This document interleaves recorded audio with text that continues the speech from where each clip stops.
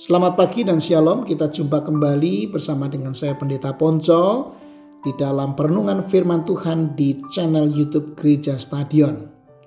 Kita berdoa sebelum kita membaca firman-Nya. Tuhan, terima kasih untuk hari yang baru yang Tuhan berikan kepada kami.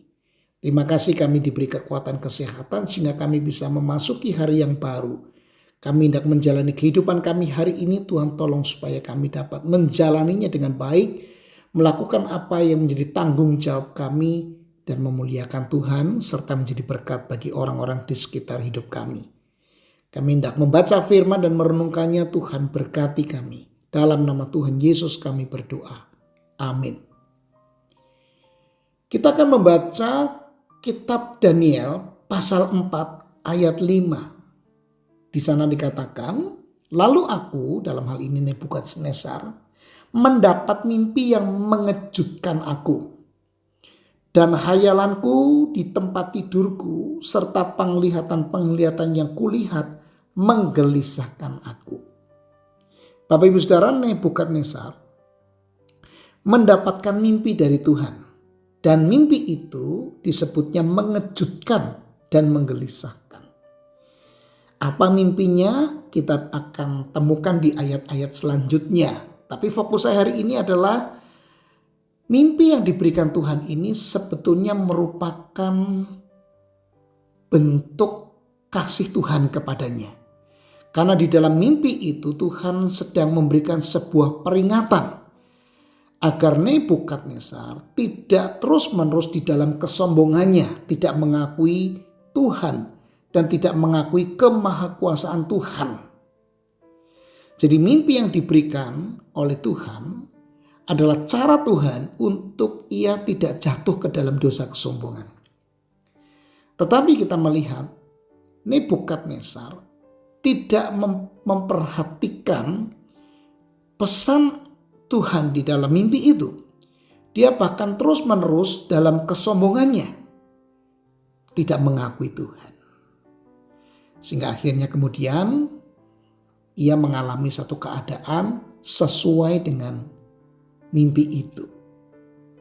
Nah, kisah ini mengajarkan kepada kita untuk selalu peka dan mencoba meresapi peringatan-peringatan Tuhan yang diberikannya kepada kita. Mungkin saja dia menggunakan banyak cara, misalnya melalui firman Tuhan, bisa juga melalui mimpi, bisa juga melalui nasihat teman-teman, bisa juga melalui pengalaman hidup kita. Kadang dia mengizinkan kita mengalami hal-hal yang tidak pernah kita harapkan terjadi, tetapi itu merupakan cara Tuhan untuk kita kembali mengakui Tuhan, kembali tunduk di hadapan Dia. Nah, kita perlu peka, kita perlu melihat peringatan-peringatan itu dengan rasa syukur karena Tuhan mengasihi kita supaya kita tidak jatuh ke dalam dosa. Nah, sayangnya Bapak Ibu Saudara, seperti Nebukadnezar ya, kadang atau bahkan sering kita mengabaikan atau tidak mengindahkan peringatan Tuhan.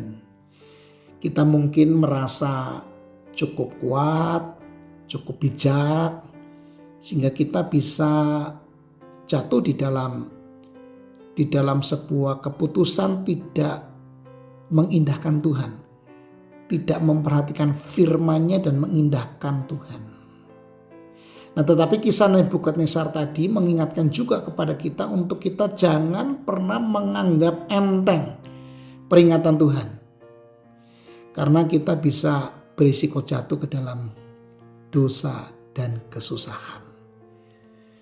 Sebagai orang yang percaya kepada Tuhan, mari kita selalu bersedia mendengar dalam kepekaan, meresapi peringatan-peringatan Tuhan.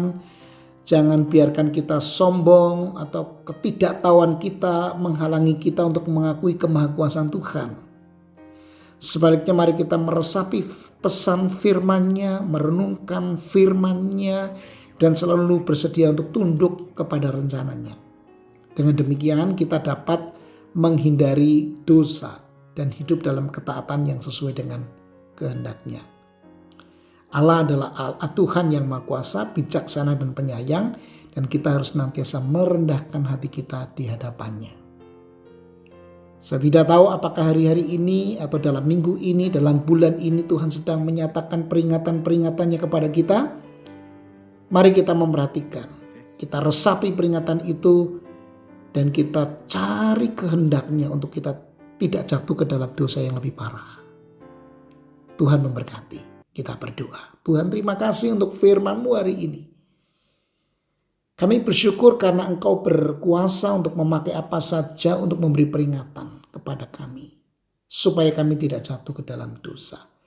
Dan peringatan-peringatan itu adalah cara Tuhan yang penuh dengan kasih sayang untuk membawa kami tetap pada jalan Tuhan. Terima kasih. Kami mau belajar untuk peka melihatnya. Kami mau tunduk terus-menerus mengakui Tuhan, menyembah Tuhan, dan tidak terus-menerus memberontak kepada Tuhan. Terima kasih untuk firman-Mu. Berkati anggota jemaat-Mu hari ini dalam menjalani kehidupan mereka. Mereka semua boleh menjalani hidup dengan baik dalam ketertundukan untuk mengakui Tuhan, kemahakuasaan Tuhan, hidup dalam ketaatan melakukan firman-Mu. Terima kasih Bapa, di dalam nama Tuhan Yesus kami berdoa. Amin.